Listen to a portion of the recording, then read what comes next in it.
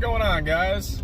My name is Tyler. This is Everyday EDC. Today we are doing Tip Tuesday, as Me With Knives suggested to be more clear, Thin Tip Tuesday. So the goal was to carry something that I'm gonna try not to break the tip off today. Now that shouldn't be too much of an issue for me because I don't use my knives at work regularly. Like, I have things that I use them for, but there's not a specific task that I'm doing every day that I need the knives to, do whatever. I'm more, like I said, enthusiast, collector, and wannabe user than the latter. So, while we're carrying thin tips, I've already told the story, but I'm going to tell the story again about my wee malice. So my wee malice was one of my grail knives for God knows how long. Oh God, my first bad experience on Reddit is I posted a want to buy, which, by the way, be careful, because when you do a want to buy, that's where they get you, right? They seek you out because they see that you're putting yourself out there, that you want to buy something, which means you're searching, you're hunting. So they're preying on that fear of missing out type of situation. So I posted I wanted the wee malice. I wanted the flame anno. I did not want the clean aesthetic, kind of like the wee esprit. That one's got a very clean aesthetic, which I really, really enjoy. But the wee malice, I wanted in that purplish flame anno. It just looked cool to me. I wanted it. So I ended up getting it, right? Well, no. I did end up getting it. But in this particular instance, I went on Reddit.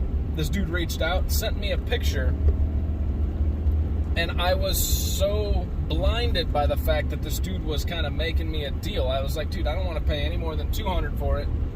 I don't care if it was a user. Yes, I know that's a long shot. That's why I'm posting it out there, and we're going to see what happens. Well, he reaches out. He's like, $210, and it's yours. Okay. Well, then the payment was kind of a pain in the ass. He had to make a PayPal account, blah, blah, blah. The pictures I got, I started questioning because they looked just like any other picture on Reddit or on Amgur, whatever that's called, and it didn't come with a date timestamp. I paid the guy. He immediately stopped talking to me, and I was an idiot and paid with friends and family. Now, this was about 8-9 months ago. Lesson learned: don't pay with friends and family unless you know the person. And there's really no difference. Friends and family, they make a big deal about friends and family. There's two differences, actually. Friends and family, you pay the fees. So when you pay him $250, he's getting $250. You're paying $257 or whatever the cost is, because PayPal jerks you around like crazy. It's like a casino. It's like taking your blinds. But whereas the goods and services, the seller pays those fees. It's just who pays the fees. That's really it. But the difference with friends and family is I believe if you sent me money, friends and family, I would get it immediately. But if you send me money with goods and services, and I am not somebody that consistently is selling knives. I sell knives in batches and waves. I put them all up there, and then I kind of go away for a month or two, and then I sell a bunch more. Well, PayPal kind of has this algorithm that flags that, and it holds on to a lot of your freaking money until the item gets delivered, which pisses me off, because it's like, if I buy something on Amazon, I gotta pay up front, right? Like, you guys are already insuring this, it's already being tracked and everything. Why do you have to do that? I mean, somebody may have a better story with that. That actually pisses me off, because it's like, you sell all this stuff. I had like $400 just pending funds. Knives were shipped, but when I ship, it goes to Chicago, and it sits in Chicago for a day or two. And of course, it took 6 to 7 days to get to the person. It was like, come on. Anyways, back to the wee malice. So the wee malice, I took to work one day, and I was cutting through this 5-ply cardboard box. It was like that freaking thick, right? Because it held aluminum scrap aluminum, and it probably held about 2,000 to 3,000 pounds. It was a pretty big box. Well, I was trying to cut open the bottom of the box to look inside the box to see if there was any iron in the aluminum, which there shouldn't be in this particular instance. So I cut open the box, but because the cardboard's so thick, you kind of got to, once you cut it, you got to pop the cardboard out. So you do have to do a little pry job, but it's not like prying on anything, right? In theory. Well, the scrap aluminum had a thin aluminum sheet about this long, but it was compacted so strongly that it was reinforced and like it wasn't budging. I didn't realize that. I didn't see it. And when I put my malice in there and I popped the cardboard, it popped the tips clean off my malice. Like, and I felt it, and I'm like, oh no, oh no, oh no, oh shit, oh shit, oh shit. And I pull it out, and it's all jacked up. So while we're going with Thin Tip Tuesday, even the knives that have more robust tips, which I believe the malice had a robust tip. I mean, I'd put a tip back on it, but anyways, it still can break. So keep that in mind, and it's very easy to break it.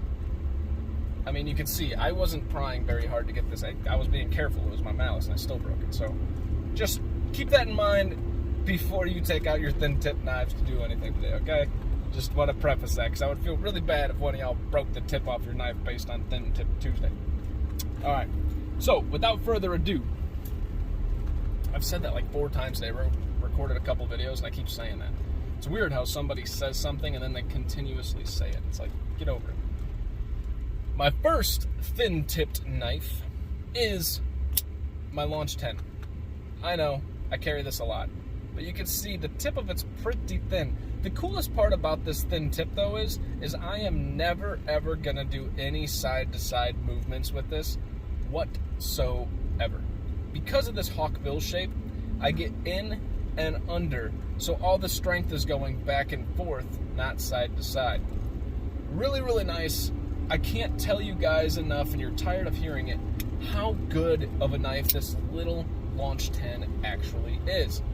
The only caveat to that is make sure you have something that you can either strop or hone or sharpen a recurve blade. Because I dulled this, it's 154 CM, right? CPM 154. So I dulled this, and it was dull for a while. I got the Spyderco Sharp Maker, I got a ceramic rod. Now I have all the tools and then some to take care of it, but at the time it was super frustrating. So, Thin Tip Tuesday, Launch 10, that's my number one. This is my secondary. And guys, we go through all these knives, and I always talk about the Launch 10, but you do not find a better fifth pocket knife than the Launch 10. I challenge anybody to question that. I will go into a full-blown debate, and we will have fun with it, but I promise you, I won't back down. Probably not. That is my Launch 10. The next knife we have on Thin Tipped Tuesday is a knife that I never wanted to carry this. This is the Spyderco Watu, which is cool about these things. Like, you kind of carry stuff that you never wanted to carry. But the Spyderco Watu was never a knife that, like I wanted it until I got it, and then it was one of those where you're like, I don't know.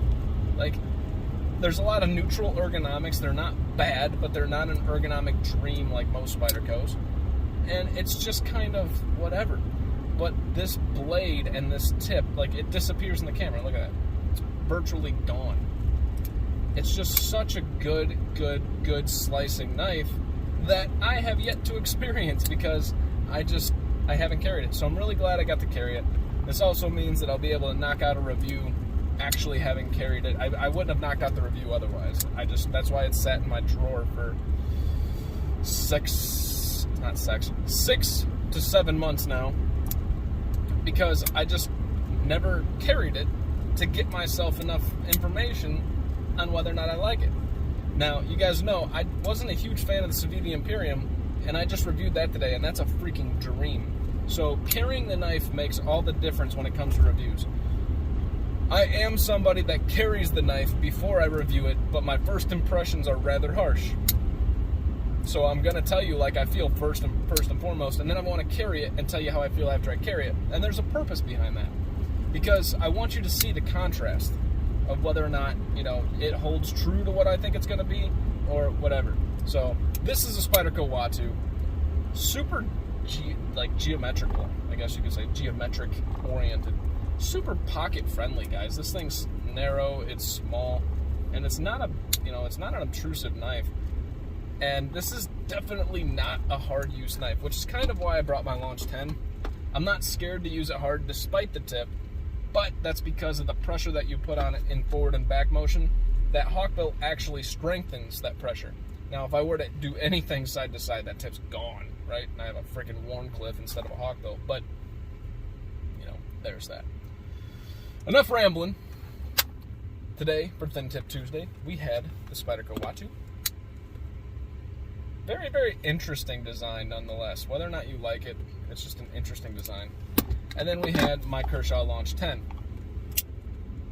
Virtually perfect design in my opinion. Alright, so tomorrow, for Wednesday, which is typically Warncliffe Wednesday or Wee Wednesday, whatever you want to say, we are not doing that. As typical truck dump fashion, we will be doing whatever you want Wednesday. We've been doing this for about 2 weeks now, and I've made the rules. Tomorrow, it's whatever you want Wednesday. So if you look at your knife and you're like, man, my theme for the day doesn't constitute carrying this, well, tomorrow's your day. So whatever you want Wednesday, whatever you want, put it in your pocket. Let me know in the comments on tomorrow's video, because that's just fun too, right? We all have the knives that, like, we look at it and we're like, we really want to carry this, but we don't because of other reasons. Stuff like this, whatever the case is, you know? So tomorrow, don't second guess your choices. Don't feel bad about the knives you haven't carried. Tomorrow, it's about you. Whatever you want, carry it. That's really all I got for you guys. I'm working on something on the side with a couple guys. I want to plug this right now to kind of get anything going with it. Ryan, Sammy, and potentially Jake, we're going to be looking into starting a podcast, okay? So this podcast is going to be literally no structure whatsoever. We're going to have ideas, and we're just a bunch of dudes bullshitting about knives. We're going to talk crazy shit. We're probably going to obliterate certain knives that may or may not warrant it. We're going to talk good about other knives. We're going to make fun of each other, and it's going to be a good time. So I can't tell you much more information than that, not because I don't want to, because I don't really have it. But that's the basic gist. I think we're going to try to record our first recording this Saturday, and it'll be pure audio. I don't want to start with the video. We'll transition to video eventually. But let's just start off slow. Let's start off right. And I will give you guys links to the podcast once we have them and they're up and running. Other than that, guys, that is all I got for you. My name is Tyler. This is Everyday EDC. Rewind real quick. If you guys have any ideas for the podcast that you kind of want to hear, let me know. Let me know in the comments below. Reach out to us. You know, we're always welcoming ideas. But keep in mind, we want the format to stay freeform. It's supposed to be fun. If we're having fun, you guys are going to have fun with us. Like, that's the point, right? I don't want to structure it. I found that anything that I structure, I end up treating as work. I want to treat it as fun. So if you guys have any ideas for that, anything that you'd like to see, let me know in the comments below. And I think that is about it. I have some sharpening videos coming soon. I haven't recorded them yet, but I'm getting to the point where I'm relatively confident. Let me preface all that with saying you can just go over to Neve's Knives and watch what he does, because I've kind of tried to mirror everything he does. So it's really just something I enjoy doing, and maybe you guys might enjoy going along for the ride. But if you really want to learn, go to him. I don't know him. We haven't ever talked. That's not how this goes. I'm sure he would if we reached out, but he's a cool dude.